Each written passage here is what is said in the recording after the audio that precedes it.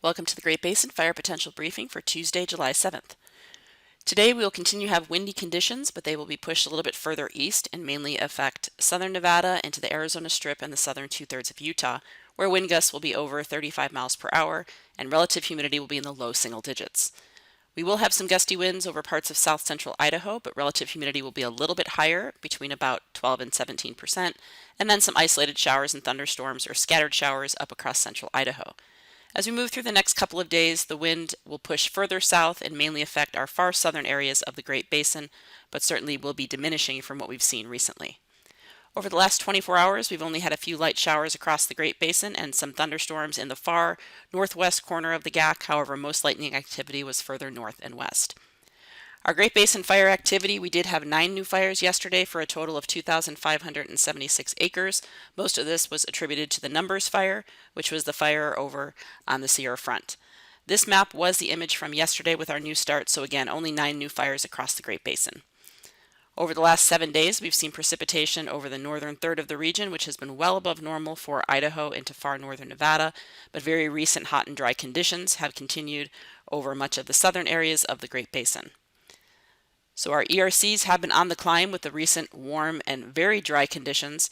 We have ERCs now above the 80th to 90th percentile and some areas above the 97th percentile over the southern half of the region, with ERCs continuing to climb further north. Currently our ERCs in some of our higher spots, again, over southern areas of the Great Basin, our ERCs are above the 97th percentile, which is approaching historic highs for the time of year. And even over western areas along the Sierra Front, where we had our most recent large fires, ERCs are now climbing above the 90th percentile and well above normal. 10-hour fuel moistures are also very low across the southern half to two-thirds of the region. The satellite image from today shows the trough of low pressure pushing eastward across the Great Basin. Again, this is responsible for our gusty winds and our dry conditions, and also why winds will be pushing further east today. Otherwise quiet conditions with the exception of the few showers in central Idaho. As we move through later today, again, very dry air still in place and will be in place most of this week across the Great Basin. So we are seeing very low single-digit relative humidities during the day and also very poor recoveries at night over mainly the southern half of Utah into the southern half of Nevada.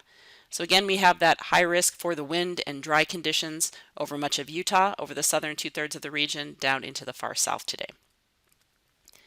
Again, relative humidities, low single digits over much of Nevada, Utah, and the Arizona Strip. And then again, that wind picture is on the right. You can see those gusty winds over the southern half of the region, and also those gusty winds further north across Idaho, where relative humidity, again, will be more in that 15 to 20% threshold.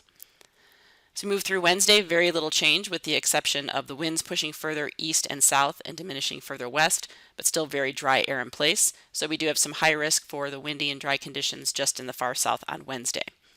Relative humidity remains very low with poor overnight recoveries, and again you can see that wind picture, mostly breezy over the Arizona Strip and far southern Utah. As we move into Thursday, again still very dry air in place, no high risk for Thursday as our winds should be diminishing, still be breezy over far southern areas, but wind gusts should be decreasing as we move through later in the week.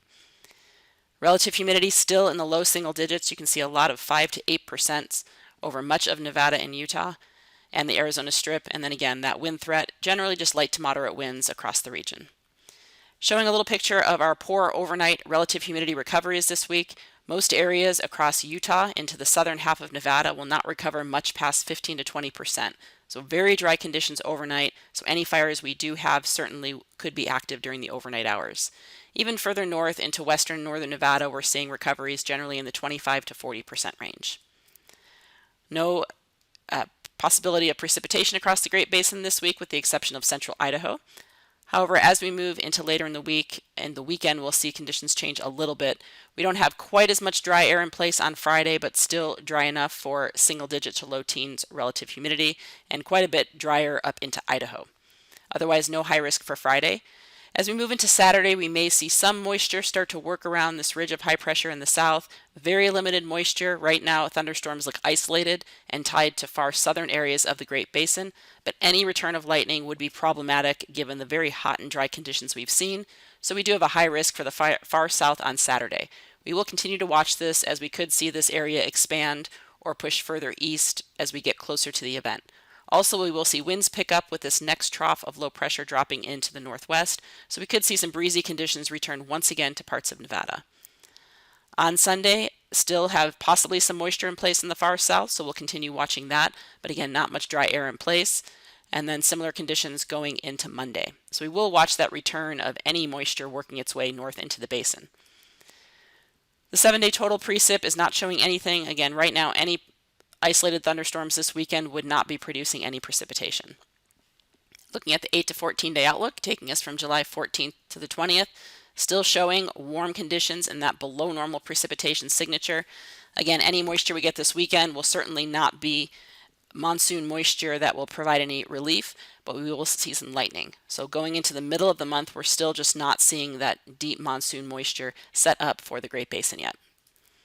That concludes our webcast for today. Check back tomorrow for the latest updates.